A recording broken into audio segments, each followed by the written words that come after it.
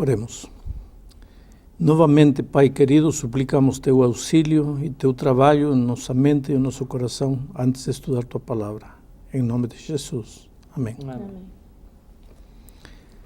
Para começar o estudo de hoje, permitam-me ler o Evangelho segundo São João, capítulo 14, versículos 1 a 3. Diz assim: não se turbe o vosso coração. Credes em Deus, crede também em mim. Na casa de meu pai há muitas moradas. Se assim não fora, eu vos teria dito, pois vou preparar-vos lugar. E quando eu for e vos preparar lugar, voltarei e vos receberei para mim mesmo, para que onde eu estou, estejais vós também. Esta é uma das mais extraordinárias promessas que Jesus fez a seus filhos, a promessa da sua segunda vinda a esta terra.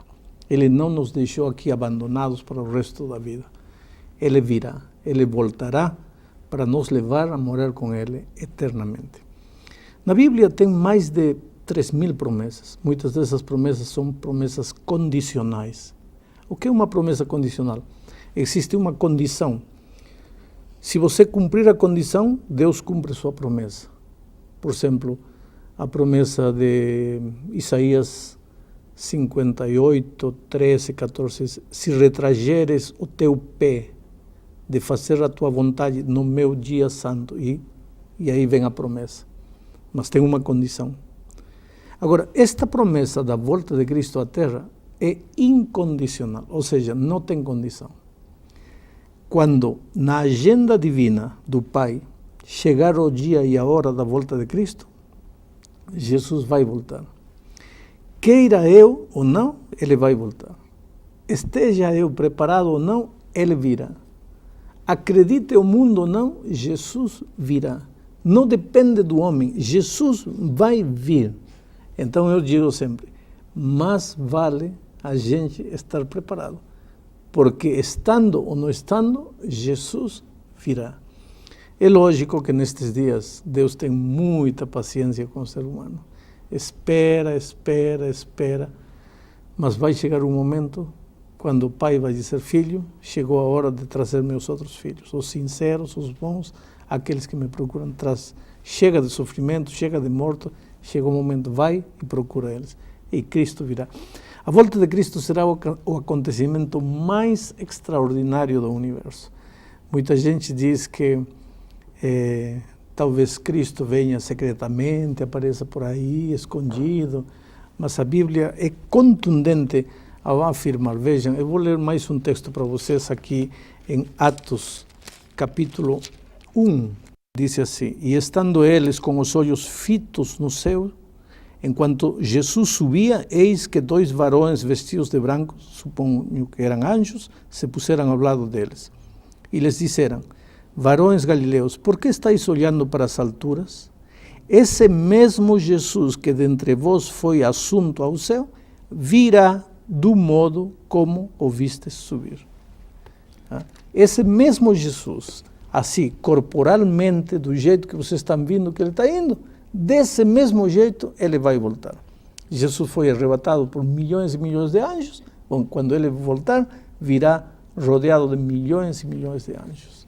Pastor, o senhor está dizendo que a volta de Jesus, ele vai vir do céu, né? Todo mundo vai poder ver, mas como é que é isso? Como é que nós aqui no Brasil vamos ver Jesus voltando e os japoneses também vão ver a mesma cena, lá do outro lado do mundo? Bom, em primeiro lugar, quero te ler um texto bíblico que afirma que todo olho o verá. Apocalipse 1:7 diz: eis que vem com as nuvens e todo olho o verá, até quantos o transpassaram. Quer dizer que até os inimigos de Jesus verão ele. Muita gente diz: estes olhos são olhos da fé, vamos ver com os olhos da fé. Espera um pouco, os inimigos de Jesus não têm fé. Portanto, não se está referindo a olhos espirituais, a olhos da fé, está se referindo a olhos físicos. Todo olho verá. Agora vem a tua pergunta: mas como? Se aqui no Brasil estamos olhando para Jesus, os japoneses do outro lado da terra, como vão estar olhando ao mesmo tempo? Bom, quero que você entenda que a volta de Cristo é um milagre. Não se pode explicar como acontecerá isso. Embora eu possa humanamente querer dar uma ajudinha a Deus, mas eu já disse que Deus não precisa de ajuda. Essa ajudinha é... A velocidade da luz é vertiginosa praticamente. Olha, Deus é muito mais veloz do que a luz. Quer dizer que enquanto as minhas pupilas estão enxergando Jesus, ele já deu a volta ao mundo e eu continuo vendo Jesus e os de baixo também. Quer dizer, essa é uma explicação humana, mas para mim o fato é que a Bíblia diz que todo olho verá, a volta de Cristo está fora de todo padrão normal de acontecimento, então é um milagre e todo olho verá. Agora, o senhor está afirmando categoricamente, pastor, todo olho verá, mas hoje nós temos aí uma série de livros, e é um estrondo literário no mundo, e também alguns filmes, que estão afirmando justamente ao contrário. O senhor, na sua introdução, falou alguma coisa sobre arrebatamento secreto. Eu, inclusive, tenho um texto aqui na minha Bíblia que parece que dá a entender isso. É Mateus 24, 40 e 41. Fala assim, ó: então 2 estarão no campo, um será tomado e deixado o outro. 2 estarão trabalhando no moinho, uma será tomada e deixada a outra. Me parece que aqui quem fica não vê. Acontece que esse texto está em Mateus capítulo 24. Isso. Mateus capítulo 24 está falando do tema a volta de Cristo a esta terra.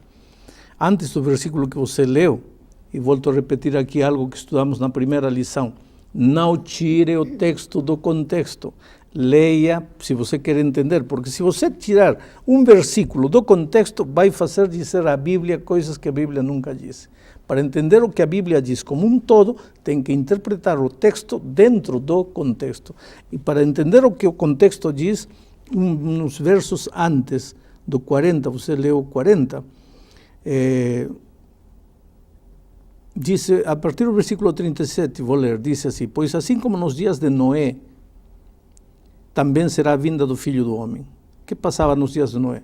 Porquanto assim como nos dias anteriores ao dilúvio, as pessoas comiam, bebiam, casavam-se, davam-se em casamento, até o dia em que Noé entrou na arca, e não perceberam, senão quando veio o dilúvio e os levou a todos, assim será também a vinda do Filho do Homem.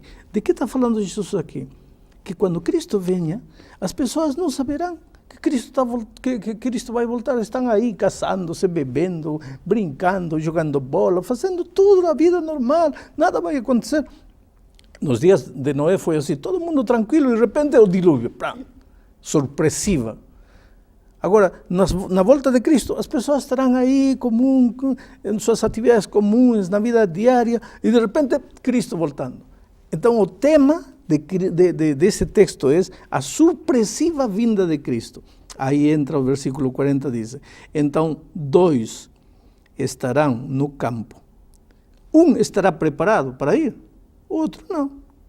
2 estarão trabalhando no moinho. Uma estará preparada para ir, a outra não.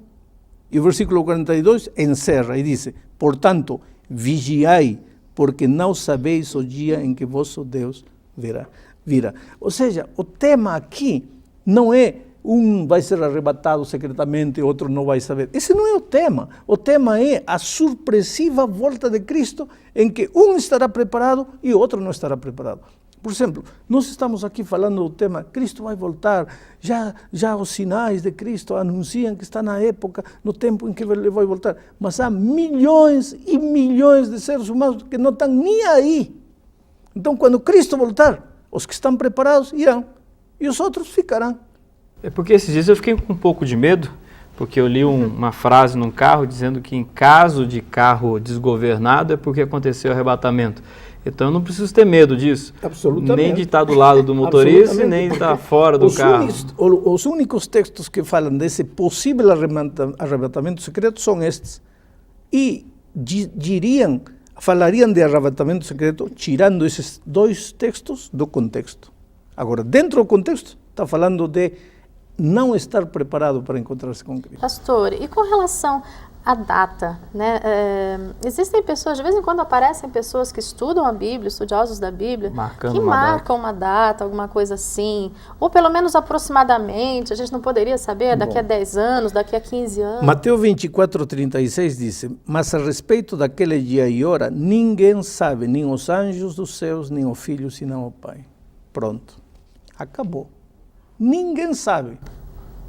Não adianta ficar Não especulando. adianta querer especular, não, porque olha, porque soma 40 mais 50 e aqui a possibilidade, isso é conjectura humana. Textualmente ninguém sabe. Agora, há um tema que vamos estudar que fala dos tempos, da proximidade, dos sinais da volta de Cristo. E aí sim sabemos que estamos vivendo nos últimos tempos e por isso é que temos que estar preparados. Porque senão Cristo vem, um estará e outro não estará. Agora, eu também já ouvi outra teoria que eu achei interessante. A volta de Jesus para uma pessoa não pode ser no momento da sua morte? Por exemplo, no dia que eu morrer, Jesus volta para mim nesse dia? Veja, no dia que você morrer, acabou tua oportunidade de preparar-te. Mas Cristo voltou para ti como um Cristo. Cristo vai voltar e todo olho verá. Olha, se você não ouviu ainda, como é que Cristo voltou? Se eu não vi, você morreu. Você viu, mas eu não vi. Mas não diz que todo olho verá. Então, Cristo não voltou. A única coisa que o ser humano sente quando morre é uma escuridão que vem, um sono aí, acabou, morreu. Agora, tua oportunidade acabou. Porque quando você acordar, Cristo estará voltando. E se você não esteve preparado, nesse dia, você com toda certeza não será aquela que vai levantar os braços e dizer, oh Senhor, glória a Deus, estou te esperando. Porque você, hoje em vida, não aproveitou a oportunidade de entregar seu coração a Jesus. Pastor, eu estou entendendo a forma que Jesus vai voltar. Mas ele vai voltar para fazer exatamente o quê? Para destruir, para que exatamente que vai ser o retorno de Jesus? De acordo ao texto que eu li em João 14, 1 a 3, ele vem para colocar um ponto final na história do pecado. O pecado faz miséria, destrói a vida, mas chega um momento em que o Pai diz, acabou. Meus filhos já sofreram demais. O universo todo já entendeu que o inimigo está errado nas acusações que faz contra Jesus. Então acabou. Cristo vem para colocar um ponto final ao pecado e para dar a recompensa àqueles que procuraram Ele. O senhor falou que não sabe quando isso vai acontecer. A Bíblia diz Se acontecer nos meus dias, então eu vou ser privilegiado. Mas a morte está por aí.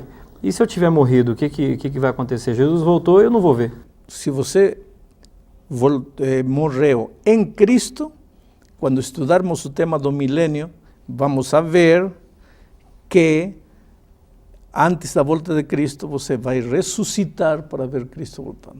Pastor, e vai acontecer alguma coisa assim com a gente no momento da volta de Jesus? Porque eu vou te ler esse texto é um texto interessante, primeira carta de Paulo aos Tessalonicenses. Primeira aos Tessalonicenses, capítulo 4. Não queremos, porém, irmãos, que sejais ignorantes com respeito aos que dormem, aos mortos, para que não vos entristeçais como os que não têm esperança. Porque se cremos que Cristo morreu e ressuscitou, assim também Deus, mediante Jesus, trará aqueles que dormem. Ora, versículo 16, porquanto o Senhor mesmo dada a sua palavra de ordem, ouvida a voz do arcanjo e ressoada a trombeta de Deus, descerá dos céus e os mortos em Cristo ressuscitarão primeiro. Quer dizer que se você morreu antes da volta de Cristo, por ocasião da volta de Cristo, você ressuscitará para ver cristalizada a sua grande esperança. E os vivos? Os vivos, segundo Paulo, no versículo 17 desse mesmo capítulo, diz, depois nós, os vivos, os que ficarmos, seremos arrebatados juntamente com eles entre nuvens, para o encontro do Senhor nos ares, e assim estaremos para sempre com o Senhor. Quer dizer, os vivos que viveram uma vida de comunhão com Cristo nesta terra, quando os mortos em Cristo ressuscitarem, se juntarão, serão arrebatados com Cristo. Agora, e aqueles vivos que... E agora, aqueles vivos que viveram uma vida sem Cristo, nunca quiseram saber nada da Bíblia, do Evangelho, nunca quiseram saber nada de Deus, viveram a sua vida corrupta, desregrada, e o que vai acontecer com eles? Isso é terrível, sabe? Eu até nem gostaria de ler, mas vou ter que ler. Diz assim, aqui em Apocalipse capítulo 6 está descrevendo o dia da volta de Cristo. Diz, e o céu recolheu-se, capítulo 6, versículo 14. E o céu recolheu-se como um pergaminho quando se enrola. Então todos os montes e ilhas foram movidos dos seus lugares. Os reis da terra, os grandes, os comandantes, os ricos, os poderosos, e todo escravo e todo livre se esconderam nas cavernas e nos penhascos dos montes, e disseram aos montes e aos rochedos: caí sobre nós e escondei-nos da face daquele que se assenta no trono e da ira do Cordeiro. Um quadro terrível, Gente que não estava preparada nesse momento não vai saber o que fazer, não vai saber onde se esconder. O resplendor da vida de Cristo, enquanto leva esperança de realização para os cristãos, para aqueles incrédulos, vai levar desesperação e morte. Por isso eu quero terminar este estudo apelando a teu coração. Eu acho que o medo é a pior maneira de entregar o coração a Jesus. Você não tem que fazer por isso. Mas te digo uma coisa. Jesus gosta de você, Ele ama você, Ele está preocupado com a tua vida, Ele quer que você seja feliz. E Ele sabe que nesta terra você vai enfrentar dor, tristeza, angústia, vai derramar lágrimas. Mas Ele te promete aqui que Ele vai voltar e vai te levar. Então prepare-se para encontrar ao Senhor Jesus e viver com Ele eternamente feliz. Deus te abençoe.